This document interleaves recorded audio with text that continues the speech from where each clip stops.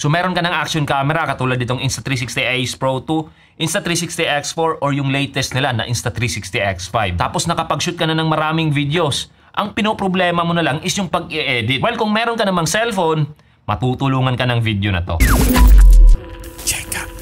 Few weeks ago, gumawa din ako ng tutorial patungkol naman sa pag-i-edit gamit ang computer tapos itong Insta360 X4. Pero yun nga, hindi naman lahat sa atin merong computer. So this time around, para makarelate yung iba dyan, cellphone tapos action camera yung gagamitin natin para makabuo ng videos or mga edit. By the way, sa mga nag-aabang dyan ng review ko patungkol sa Insta360 X5, pasensyahan nyo na medyo madidelay tayo ng konti. Pero abangan nyo lang kasi meron akong review patungkol dyan. Anyway, simulan na natin ang ating tutorial para hindi na masyadong humaba ang video na to. So first things first, uunahin natin is to open up our Insta360 app na pwede nating ma-download, mapa-Android man or Apple iOS. So make sure na yung Insta360 app na gamit nyo is Insta360 app 2.0. Ito yung latest version na nagso-support ng Insta360 X5. Mada-download nyo siya sa Play Store, App Store o kaya sa Insta360 website. So after that, ang gagawin naman natin is mag-import ng files or mga video clips. In my case, meron akong Insta360 Ace Pro 2 para sa demo na to. So naka-on na siya. Tapos try nating i-connect.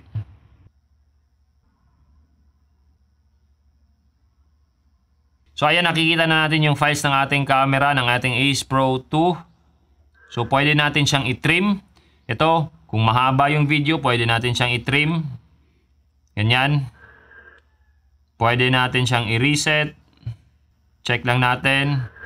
Pwede natin siyang kunan ng picture or gawing picture yung isang frame ng ating camera. Kunwari, gusto natin gawing picture yan. Save photo, pwede yan. Check. Babalik na naman tayo. Tapos pwede rin natin tingnan kung meron itong highlights. So while filming, pwede na tayong gumawa or mag-set ng mga highlights. Tingnan natin, no highlights yet. So walang highlights ang video na to. So skip lang natin yan. Tapos pwede rin tayong mag-set ng mga markers. Bale, para siyang palatandaan para makita natin yung mga parts na gusto natin. For example, yan. Gagawa tayo ng highlights. Yan. Tapos check. Or pwede rin natin siyang i-clear. Or pwede nating i-delete.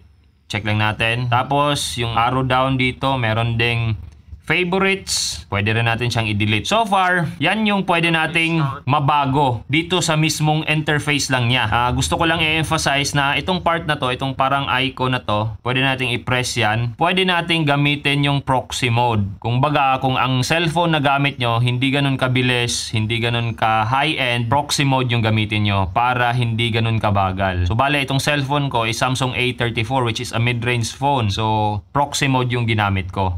Now, ito namang part na LUT or LUT, gagamitin mo to kung yung pag-shoot mo, yung ginamit mo is yung tinatawag na lag mode or lag color profile or iLag. So, in my case, naka-lag color profile ako. Titingnan natin kung tatanggalin ko to, ito turn off ko to, disable ko siya. Ang mangyayari, magiging flat yung color profile or yung kulay ng aking video. So, flat siya, hindi siya saturated, hindi din siya contrasty. So, ang gagawin ko para makita ko or maibalik ko yung kulay niya is to enable LUT or LUT or lookup table. Tapos, pwede rin tayong mag-set ng watermark. Ganyan. So, meron na tayong watermark dyan. Tapos, pwede natin siyang i-download. Pero kahit na hindi siya downloaded na video, pwede pa rin natin siyang i-edit. Ganyan, edit pa rin. Pwede pa rin ma-edit natin yan. So, ma-edit pa rin natin siya na parang nasa CapCut or parang nasa isang NLE na Premiere Pro, DaVinci Resolve o kaya Final Cut Pro. Pwede natin siyang lagyan ng music, lagyan ng text, lagyan ng effects. Tapos, kumuha ka ng snapshot na picture gaya ng pinakita ko kanina. Mag-save ka ng photo, pwede rin. Tapos, kung talagang gusto mong mag-edit, pwede nating i-press yung edit na yan. Pero mamaya ko na to i-explain. Kasi itong initial part na to, more on importing pa lang tayo pag i-import ng files. Yun kanina, yung pinakita ko, pwede natin siyang i-download. Para maging available siya locally dito sa ating cellphone, para mas mabilis siyang i-edit na hindi na required na naka-on itong ating camera. Kasi kung wireless lang siya, pwede naman talaga ganyan na setup. Pero syempre, mangangailangan ka na naka-on itong camera mo. Ang pangalawang paraan is ito, gagamit tayo nito. Or ito, quick reader. Bale, itong quick reader na to, dito sa loob niya, so meron itong memory card na galing din sa ating camera. So pwede itong magamit mapa Android man o kaya iOS. So meron siyang parang pang iOS, meron din siyang pang Android na USB Type-C. So insert lang natin ito. Ayan, i-open lang natin via Insta360. Just once. Quick reader connected. So, na-detect na siya. As you can see, makikita din natin yung ating mga files. So, bale, instead of connecting wirelessly or kailangan pa nating i-download, ito, since nakakonect na siya via USB Type-C, hindi na natin kailangan pang i-download. Parang kanina lang din, kung makikita natin na ating video, meron pa ring mga option na pinakita ko kanina. Trim, itong snapshot, itong highlight, tags, tapos favorites, delete. Pwede pa rin natin siyang i-edit gamit itong editor na part. So pwede pa rin tayong mag-add ng music, ganyan. Pwede pa rin tayong mag-add ng text or effect o kaya kumuha ng snapshot na picture. Anyway, ganun pa rin naman, pwede pa rin natin i-enable ang proxy mode. So para sa akin, mas mabilis yung pamamaraan na to kung quick reader yung gagamitin mo instead of connecting wirelessly. Yun nga lang, kailangan mo tong bilhin. So separately sold to. So pagdating naman sa pag-i-edit, we can edit these videos individually. Kagaya ng pinakita ko doon sa tutorial ko about Insta360 Studio. So pwede tayong mag-edit ng individual clips. Kunwari itong video na to or itong video na to or itong video na to. I-edit natin individually, tapos after nating ma-edit, kunwari na-edit natin, i-export natin. Pwede nating export na individual lang. Bale, hindi multiple clips. Tapos, yun nga, makikita natin dito yung mga option natin sa pag-i-edit. Since medyo redundant na siya kung iisa-isahin ko pa dito, diretso na tayo sa pangalawang paraan na ipapakita ko sa inyo. Bale, ang pangalawang paraan ay editing ng multiple clips. Instead na dito tayo sa album, ang pupuntahan natin is itong edit tab. So, dito sa edit tab, makikita natin yung create video. Dito, yung sinasabi kong multiple clips. Tayo talaga yung mamimili ng mga parts ng videos na gusto nating gamitin sa ating edit. Ito namang auto-edit, AI ang gagawa ng highlight videos para sa'yo. So, siya yung mamimili. Pero pwede mo pa rin siyang i-adjust afterwards. Tapos, meron pa tayong dalawang option dito sa baba. Ito namang flash cut, mabilisang edit lang din siya. Parang highlights lang din, parang auto-edit lang din. Pero meron tayong templates dito na pwedeng pagpilian. So, for example, itong motorcycle beats, click lang natin. Kung makikita nyo, meron tayong ditong clips na dapat 4 daw. So, mamimili tayo ng 4 na clips. Tapos, ang option natin is pwede natin siyang i-9x16 saka 16x9. So, click lang natin to. Tapos, mamili tayo ng 4 na clips. For example, ito, 2, 3, 4. Tapos, pwede tayong mamili ng ating aspect ratio. 16:9 or 9:16. In my case, 16:9 lang. Okay na ako dyan. Tapos, next. Ayan. So, napakabilis lang. Mabilis ang edit lang. So, yun. Bale, 12 seconds lang siya. Pero, yun nga, pwede mo pa rin siyang i-adjust later on. So, meron tayong option dito to adjust. So, for example, itong clip na to, yung pinakaunang clip natin na napili ng AI, hindi mo siya nagustuhan, pwede natin siyang i-adjust. Lagyan natin na, or i-click natin itong adjust, tapos pwede tayong mamili kung alin dito ang gusto natin. Or aling part yung gusto natin. So, for example, yan yung gusto natin, check lang natin. Yan.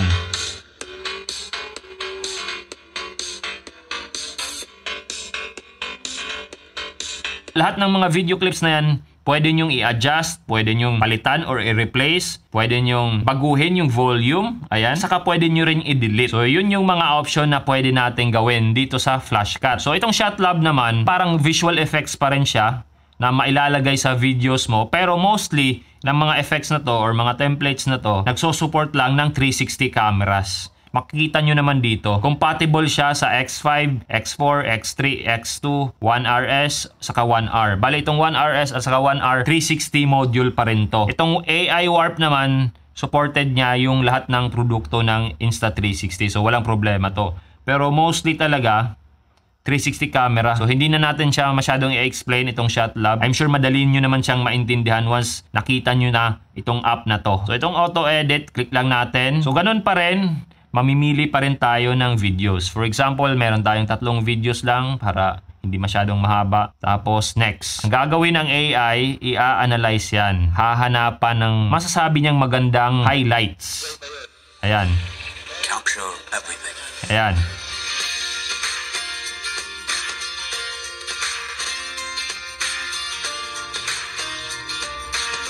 So yan yung napili ng AI. Tapos nilagyan niya ng text, music, effects, ganon. Pero pwede pa rin tayong mamili ng iba pang, sabihin na nating templates. Kung hindi natin nagustuhan yon, pwede tayong mamili ng iba. Yan, pwede natin i-click yan. After that, pwede natin siyang i-edit. So, kung hindi natin nagustuhan, gaya ng pinakita ko kanina sa Flashcut, kung hindi natin nagustuhan yung mga video clips na napili ng AI, pwede natin siyang i-edit. So, click lang natin tong edit. So, makikita natin yung individual clips na pinili ng AI. So, pwede natin siyang i-adjust. Ganun pa rin.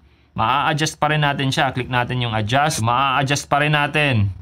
Makakapili pa rin tayo. Click lang natin yung check. Tapos, pwede pa rin nating i-replace.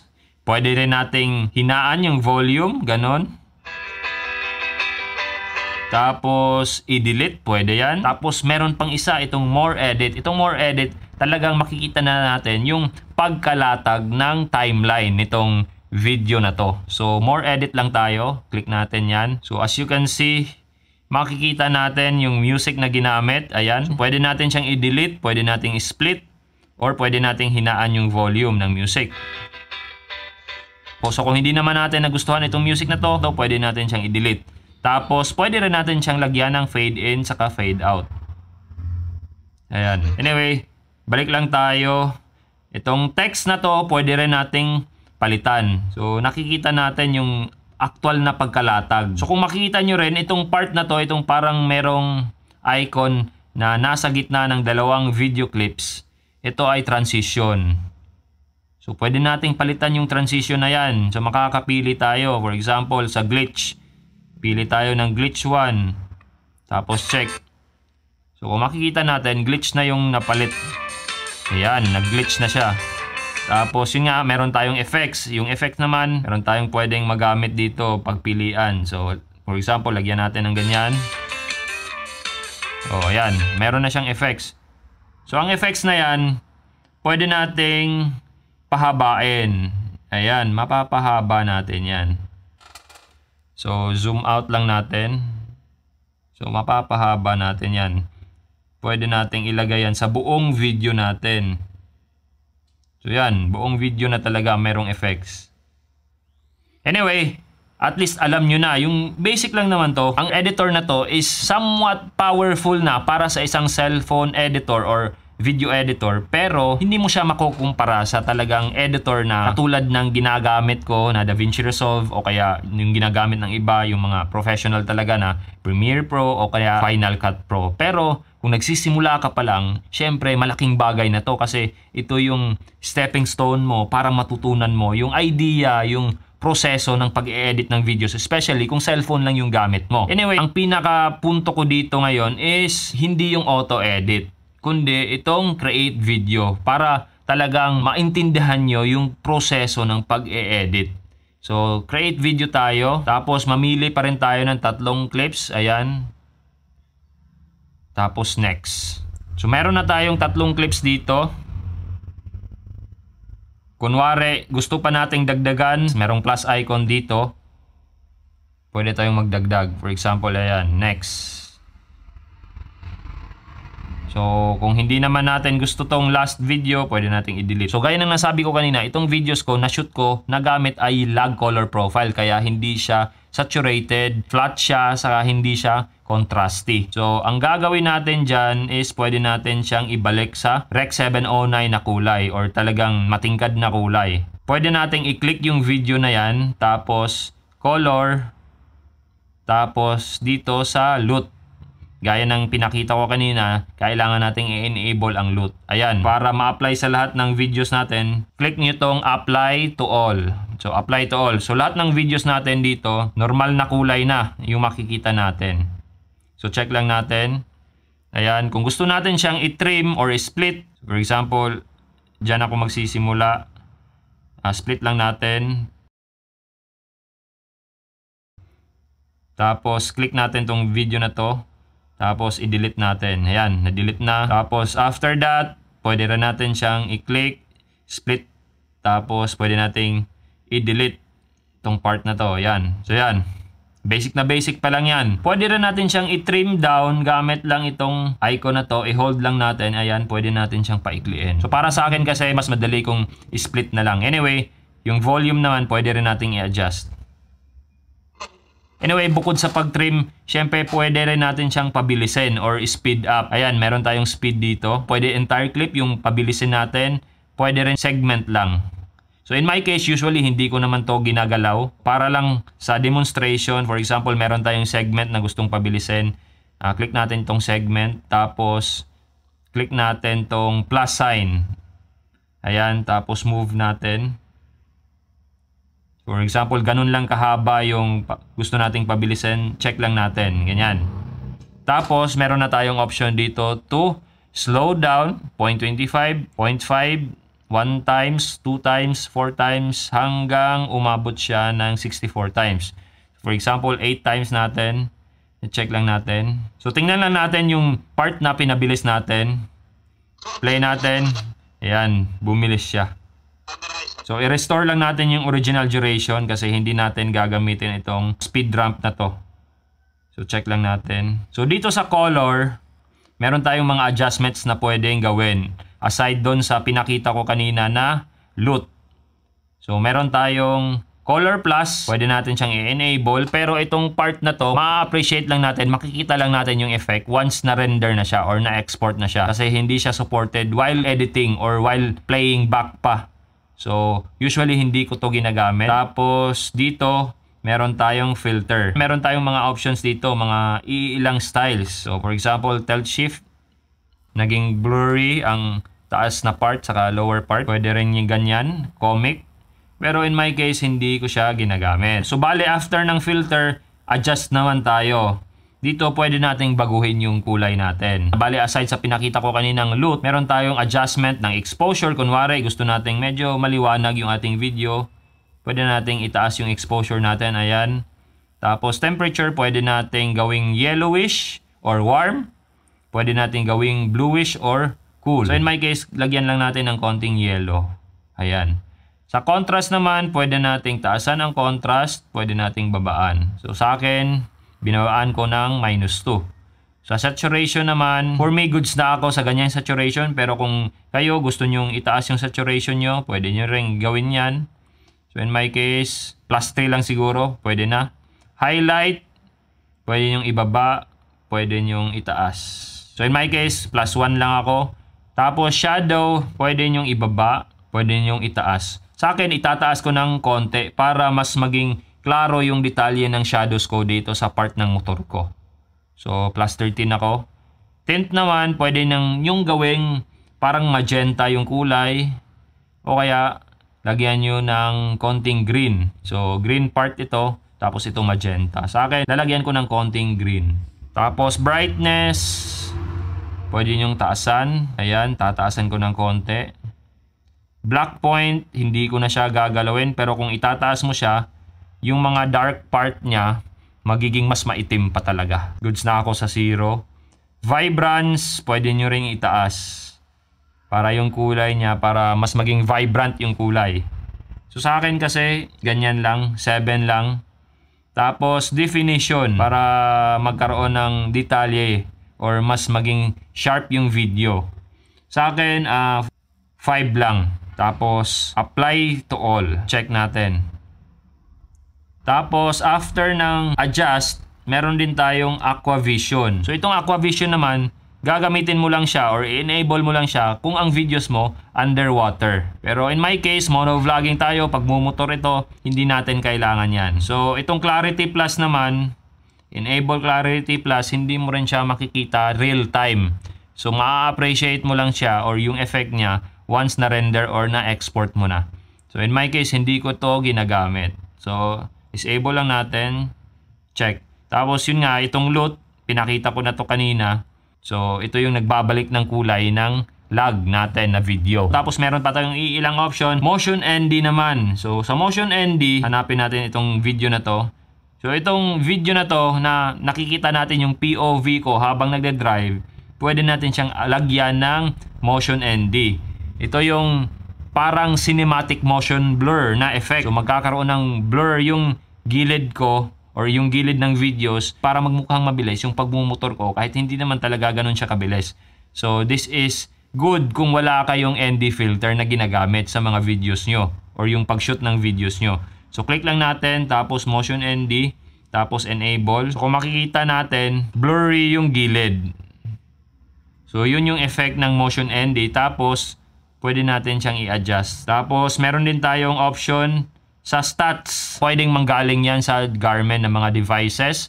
Pwede sa Huawei Health, pwede sa Coros or IGP Sport. Pwede rin sa ating mismong cellphone. Kasi habang nagvi-video ka, kunwari gamit ng Ace Pro 2, pwede mo siyang i-connect dito sa cellphone tapos i-enable mo yung GPS na recording. Pero since hindi ko ginawa yon sa video na to, wala tayong stats na pwedeng ilagay. Tapos ito namang face filter, pwede natin itong gamitin kung vlogging yung style ng mga videos mo. Kunwari nakaharap ka sa camera, pwede nating lagyan ng mga effects para at least gumanda naman yung ating pagmumukha sa harap ng camera. So merong smooth, brighten, slim down, tapos sa eyes, saka sa nose na effect. Tapos meron ding auto. So since wala tayo ng ganon, check lang natin to. Ito namang plate blur, dito pwede nating i-blur out yung ating mga plaka. So kung kunwari 360 camera yung gamit natin or itong camera na to nakaharap sa ating plaka, pwede nating i-blur out. So enable lang natin yan kung gugustuhin natin. Tapos transform. So kung mapapansin nyo, pwede nating i-rotate yung angulo ng ating camera. Ayan. Reset lang natin. Tapos pwede nating i-mirror, i-flip natin, pwede. Ayan. Tapos pwede nating i-fit, i-full screen. Pero in this case, naka-full screen na ang ating mismong video. So magagamit mo lang tong fit kung ang gagawin natin is magbabago tayo ng aspect ratio. So in this part, dito sa taas, 16:9 yung aspect ratio na gamit natin. Pwede natin siyang gawing 1:1. So kunwari, ganyan. Hindi nag-fit yung ating video. Meron pa siyang part dito sa taas at sa baba na hindi nasakop ng ating video. So ang gagawin natin, punta tayo dito sa fit, tapos sa full screen. So makikita natin na nag-zoom in ang ating video. So yun yung purpose ng fit na nakalagay dito sa ating option. Tapos full screen. So in my case, ibabalik lang natin sa 16:9. Ayan. Tapos check. Dito naman sa dual track recording, so bale pwede dalawa yung source ng audio mo. So, pwede internal, tapos pwede wireless. So, kung naka-enable ang dual track recording sa Ace Pro 2, bale, dalawa yung source ng ating audio. So, ito, meron siyang dalawang option. Camera audio, saka Bluetooth device. So, kunwari, ang gagawin natin is, gagamitin natin yung camera audio, ito. Ayan. Na value. So, value can be in a Yan. form of a tutorial. Mas klaro siya. Dahil ang gamit ko dito is yung internal mic na nakakonect sa mismong mic na nasa loob ng helmet ko. So mas klaro siya. Pinapanood niyo. Ayan. So check lang natin. Pero ito namang kabila, medyo hindi ganun kaganda yung audio. Ayan. Bluetooth device yung gamit ko dito. So pwede tayong mamili ng internal audio or Bluetooth device. So in my case, mas klaro yung internal audio ko. Ayan, mas klaro yan. Na andyan malapit sa inyo. So, yan. Tapos check lang natin. So after nitong dual track recording, meron din tayong copy. Kung gusto nating i-copy itong video na to, or pwede rin nating palitan or i-replace. So ayan. So pwede nating i-zoom out para makita natin yung mga videos natin. Ayan. So for example, gusto nating i-trim down tong isa kasi masyadong mahaba. Split lang natin. Ayan. Tapos delete natin tong isa. So ayan. Medyo hindi na ganun kahaba yung ating video. So, after that, pwede tayong maglagay ng music. So, kung titingnan natin, meron tayong icon dito ng music. Mamili tayo. So, Magical Adventure. Ayan. Use. Ayan. Tapos, drag lang natin. Hold natin. Tapos, drag natin sa gilid para mag-umpisa siya sa mismong pag-uumpisa ng ating video. Ayan.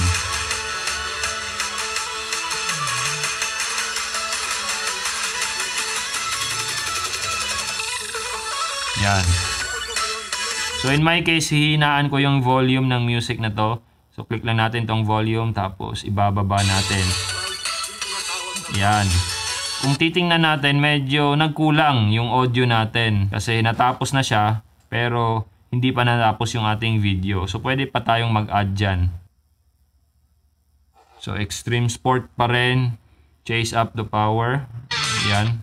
So meron na tayong dalawang music na tamang-tama lang din sa pagkatapos or sa katapusan ng ating video.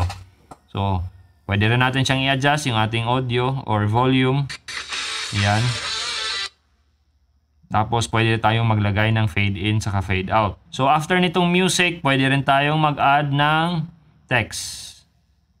So pwede tayong gumamit ng template. So for example, itong holiday. Ayan. So double click lang natin para mapalitan natin itong kanyang text. So for example, JCat Moto.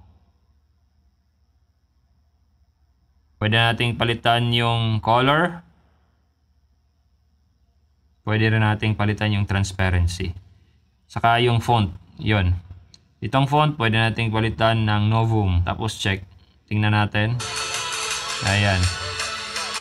Tapos pwede natin tong ilagay kahit saan natin gusto. Or palakihin. Pwede rin. Itong text na to, pwede rin nating pahabain. So, papahabain natin, pwede yan. Or papaikliin, pwede rin.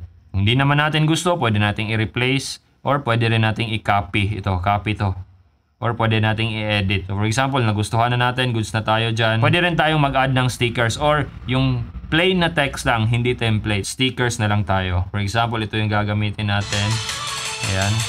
Tapos, ilalagay natin to ditong banda. So, drag lang natin. Hold and drag. So, dito natin ilalagay. Ayan, nakalagay na siya. Tapos, hold and drag. For example, dyan natin. Or dito natin ilalagay. Ayan. So, play lang natin. Ayan.